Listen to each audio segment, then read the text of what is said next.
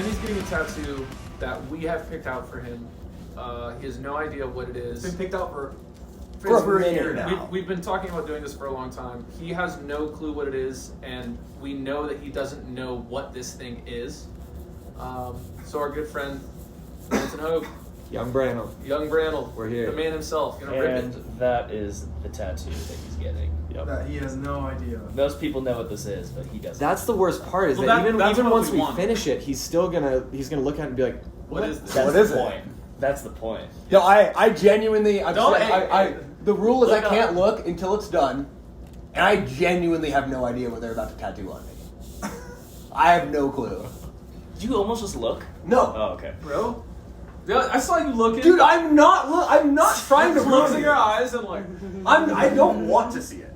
what a funny couple days of Dude. tattoos, This has been dude. incredible. This has been amazing. You were getting wrecked. I really Yeah, am. Branson, you're single-handedly fucking. Just fucking my body up. No, my parents think it's hilarious. Of course they do.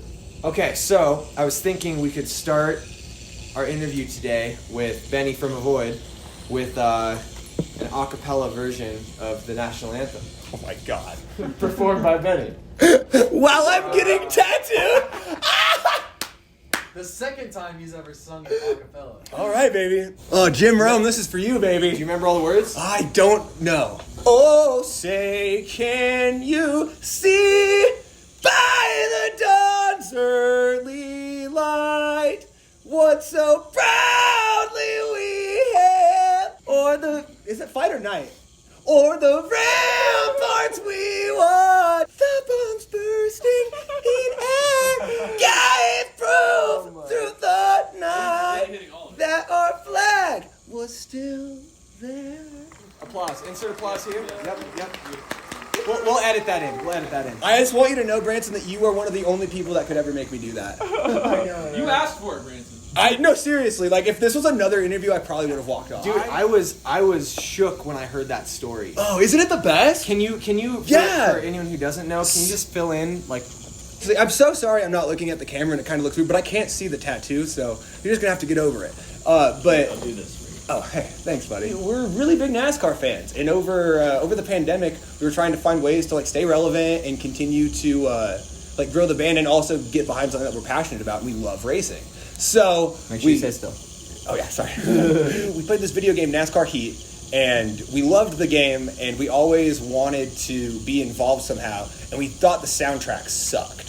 So when we wrote these songs, we submitted them to the game company, and they actually got chosen for two of them. So we had two songs in a NASCAR video game, which then led to us making friends with a NASCAR manager. Then we started sponsoring an actual NASCAR, had our logo on the car every week, and then that driver's main sponsor was sponsoring the race at Las Vegas Motor Speedway. And it was like, it's something that all came together in like 2 weeks. And so I got a call randomly one day that was like, hey, can you come sing the national anthem at a NASCAR race in 2 weeks? And I felt like I couldn't say no to that. Even though I really didn't want to sing the national anthem at a NASCAR race, I just felt like that wasn't something you can say no to. But it's huge. It's You huge. have to. Well, and the funniest thing too is it was like over COVID, and so it was before there was like full stadium capacity yet. So the race was like technically sold out at 20,000 tickets, but those big ass stadiums can hold like almost 100,000 people. So 20,000 people in those stands didn't feel like it was like that packed. But at the same time, I also knew I was singing in front of 20,000 people. And so basically, we get down on the field or on the track the day we're singing it, and Nick was supposed to do it with me. And we were told that they don't have power for the amp, and then I have to do it by myself. It went fine, but like I'm not as you've now heard, I'm not the traditional national anthem singer. And I was really nervous there, and it was just whole whirlwind, and it went viral, and it was one of the most talked about things on sports radio for a week. And I went on the Jim Rome Show, which is the most listened to sports radio show in the fucking country. So yeah, It all turned out good. it all turned out good though. We made friends with Jim Rome. I'm still friends with this producer. We ended up getting a lot of fans out of it. It was like, what a weird thing to do, but it was so funny. I'm so glad that you did it, and honestly, like, it's such a testament to you and just how fucking dope you guys are. Like, I was imagining myself in your shoes, right? Like, Yeah.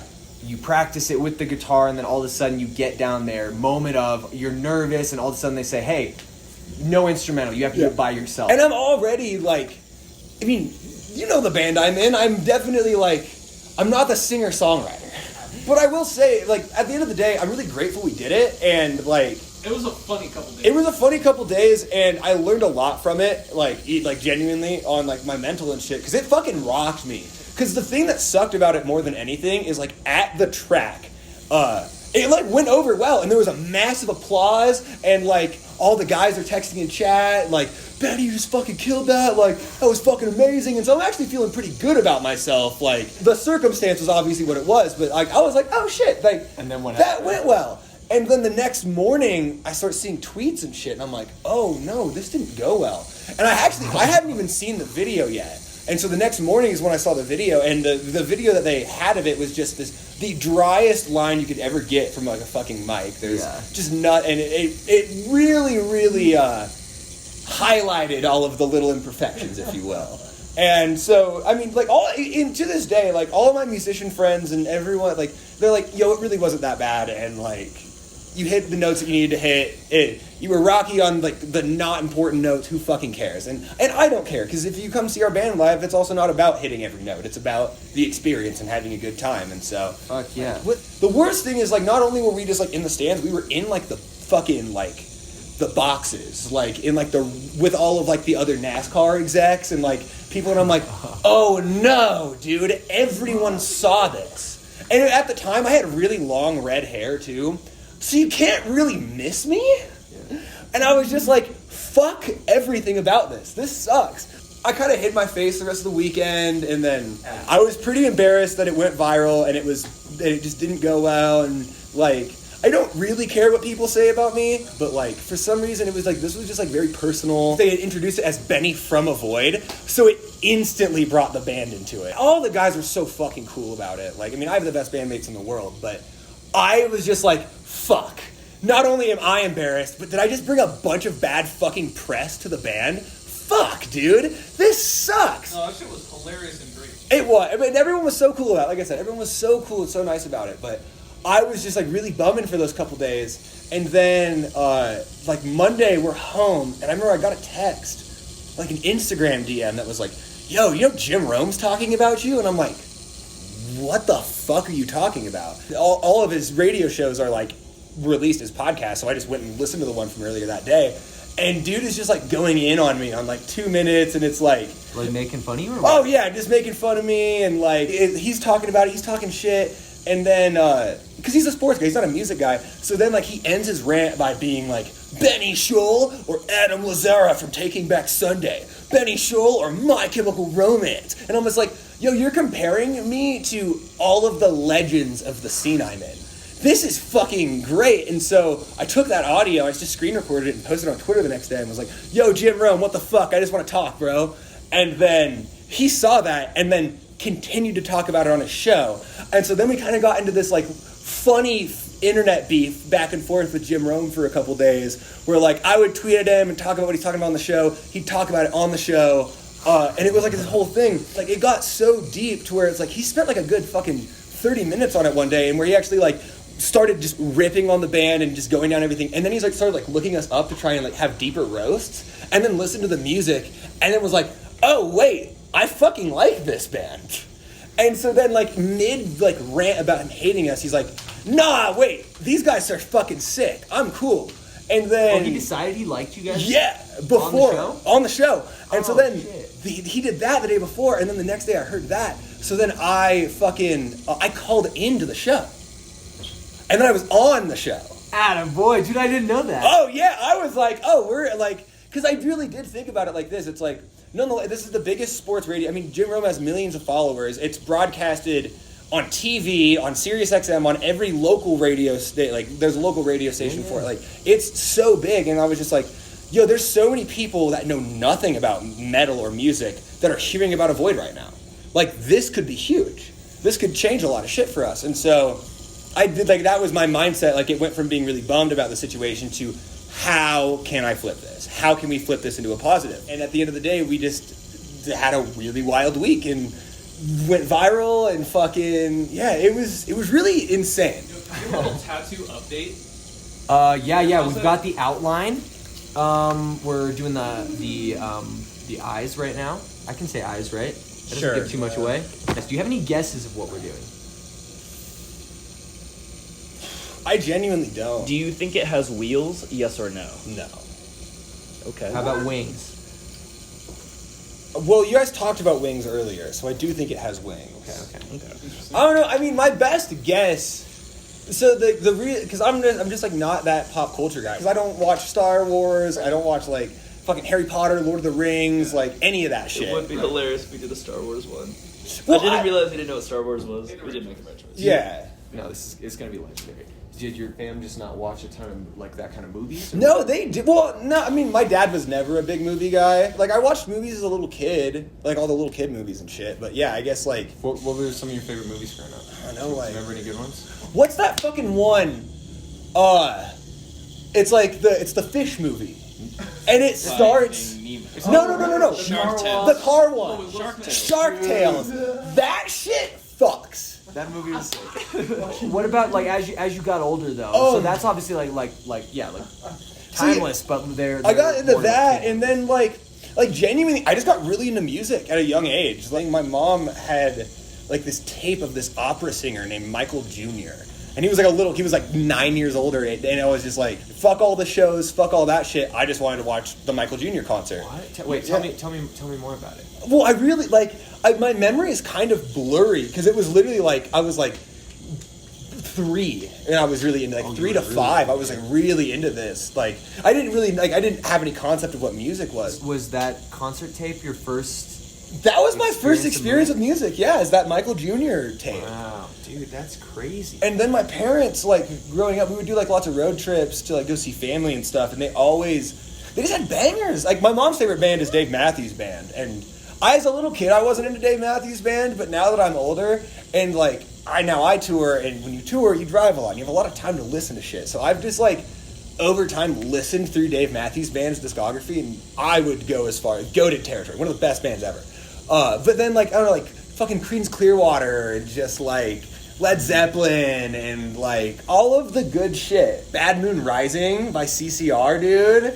Put a little Fogerty in my life, and I'm not bummed. I'm not bummed at all. Then yeah, and then but it really all changed. Like, I mean, it was 2004 when that record came out. So what? I was 6, 7 when I found Green Day, and I forget exactly how I found Green Day, but I saw the American Idiot music video, and I was like, I mean, you guys should have seen that video if you have, but if you haven't seen that video, it's like this like all green American flag, and it's like slime, and like by the end of the video, basically the whole fucking room that they're playing in blows up, and they're all covered, and it's so sick. My grandparents were like older and political, and they were like hearing me listen to a song that's like fuck America, and they were like, oh my god. And then like it was called American Idiot, and so they were like so nervous, and I was just like, I don't fucking know what politics are. I'm 6, and this is awesome music. But yeah, really, like that just like took over my life when I found Green Day, and then And is that when you knew you wanted to? 100%. Right then, I watched. Because then it was that, and then Green Day has a concert documentary from that year called Bullet in a Bible, or it's the next year, and it's them playing sold out Milton Keynes Bowl in somewhere in England, and still to this day one of my favorite things ever. Like that taught me how to be a front man. That taught me, because I'm a drummer first. Like I played drums my whole life. And How didn't I know that? you didn't know that? No. Yeah, I started the band as a drummer. Oh my god. Yeah. I didn't really want to be a frontman. And even though I loved Billy Joe and I loved Green Day, like I knew I always wanted to be a frontman because I liked Billy Joe and I wanted to do what Billy Joe did. Yeah. But I was super nervous about it, and I was like, I can't be that guy. Like, I'm just gonna play drums, and like I still love playing drums. I don't play as much as I used to, but like I was just like, I'm gonna play drum, and I was in drum lessons at the time. I was doing drumline in high school. Like it was a big part of my life because I started the band when I was 14 with Nick. Essentially, we basically just swap. Like sometimes Nick would play guitar and sing, and I'd play drums on the song, and then I'd play guitar and sing, and Nick would play drums on the song, and we would just swap around. It was just like that for a while, and then we were like, okay, let's try out some vocalists and see if we can get something legit. Tried out a few vocalists, and even at that age, I was just like, no one is doing this the way that I would want this to be done. Like the front man is so important, and it has to be done right. And I didn't feel like anyone else could do it but me. It was weird. It's a super egotistical thing to say, but No, dude. You know, I just- especially when you're I starting. had out, that like- feeling. This is all in Seattle, right? Yeah, all in the greater Seattle area. It's also weird to interview while you're getting tattooed because I'm You're trying doing great. not to think about getting tattooed, but every once in a while I'm like, whoa. All of a sudden you feel it. Yeah, It's a painful interview, bro. there was still a fever dream for a while that was like, oh, I'll go play drums in another band and have a void. But I mean, I've kind of given that up. But yeah, it was like my parents were really like embracive of the frontman thing. Like they were nervous at first, and only because they just dumped a bunch of money into fucking drum lessons, and now they're like, you're not even gonna do that in the band you're in. Understandable reaction, but no, really, like once I started like kind of doing it and like figuring it out, like everyone was so supportive and like helpful of like, you should be playing drums or you should be doing this. It's like, oh, you want to do this? Okay, let's help you become the best version of this ever. And so I guess I'm really grateful for that in life in general. Like, It seems like they've just been like mad supportive. oh, my parents are the best. My parents are super supportive and just love the band. Like, my parents consider all of the band members children. My parents' house is still where we like operate out of. Like like all of us live in different spots, and we'll still just meet up with my parents to practice and do all that shit. And they'll cook us a big dinner, and it's just like it's super fucking wholesome. And I think it's brought my family closer together in general because it's like everyone's kind of rooting for it, and that's really cool. Are they musical at all? Not at all. My mom's she played like clarinet or some shit when she was a kid, but she didn't keep up with it. What did they think when you started getting into screaming? So the nice thing is my parents are partial metalheads. Like my mom loves Judas Priest and my dad like loves Kiss, and so like they're not like unfamiliar with like rock and rock culture. The screaming was definitely like it caught him off guard for a bit, but honestly, because I started the band when I was 14, and I think that my parents were just happy that I was like doing something with my life, and like I had like actual motivation towards something. Because I mean, what 14-year-old knows what they want to do for the rest of their life? Because we started touring when I was 16, and I think that was when they got nervous. I think there was a period of time where they were just like, oh fuck, my kid's gonna be in a band. If my kid was in a band, I'd be like, yo man, you sure you want to do this? It's really fucking hard. And then we started like getting a fan base and shit like that. They were all in, and they were like, oh, you guys could actually do it. Yeah, they were so supportive of it. This is Landon. He's amazing, and he just did a perfect set and didn't miss a single note. Thanks, bro. I missed plenty of notes, though. But yeah, so the parents were really supportive. Did you guys name your vehicles? Absolutely. This is Greg. Our last van was Beulah. Oh, I can show Beulah. This is... He doesn't know what he's Dude, getting, that's so don't awesome. say it. It's Yeah, a I have no complete idea, and I surprise. haven't looked yet. I haven't looked once. And when he sees it too, he also won't know what it is because he doesn't know. Yeah. Oh, hell yeah. I Yeah. love that, dude. It's so great. That's But yeah, so this was Beulah. You have to be down to do dumb shit. You dumb shit. Quote it. Ben Schultz. Yes. Alright, bro. That is awesome. Yeah. Dude, that's a sick tattoo. It's dope, right? Wow, this is This is what happens in green rooms. It's madness all the time. I still haven't seen it. Even though I'm looking over, my eyes are up. Love you, buddy. Doing an interview. Oh no, dude, it's chaos. I mean, we can edit it out. Hey, these are our friends Carl and Sammy. And there's Paul. And Chris is working the camera. And there's Kobe Rossi.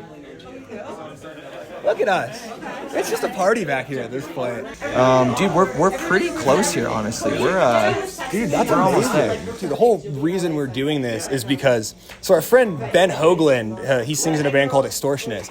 Like one night we were at a hotel room, I was like, oh, I have some funny shitty tattoos on my leg, which is this leg. And I was like, thinking I was gonna be the funniest one in the room showing that off. And he was like, oh, I have a bad tattoo too. Pulls his pants down and has a full fucking portrait of Kung Fu Panda on his thigh.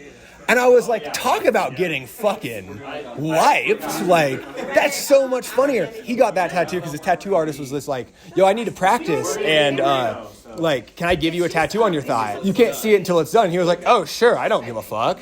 And then he finished it, and then he was like, yo, what is that? He hadn't seen Kung Fu. You've never seen it? It's Jack Black. And he's like, you know, that's a typo.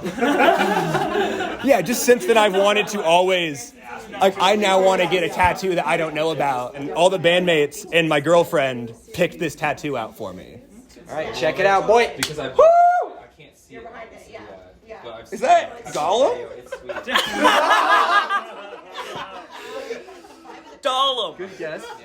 Sure. Would you like to take another guess? Like, I have no fucking E.T. I have no fucking clue what that is. Really? What is that? Dobby. It's Dobby from Harry Potter. Oh yeah, I for sure don't know that shit.